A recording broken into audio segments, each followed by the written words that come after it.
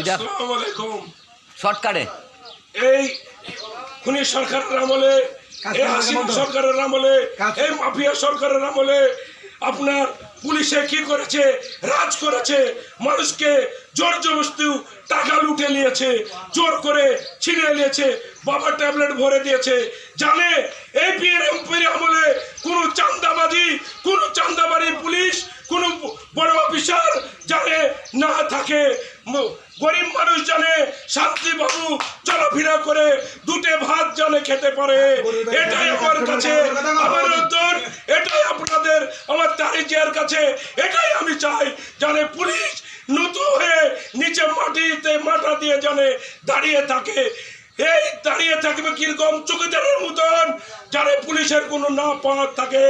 আমরা দুটে ভাত চাই পেটে শান্তি মতন। আমাদের ঘরে ঘরে যদি মামলা হয়ে যায়, বাবা ট্যাবলেট দিয়ে দেয়, গাঞ্জা দিয়ে যদি জোর করে টাকা নেয় 50,000, তাহলে আমি কোথায় যাব, কোথায় বাঁচবো?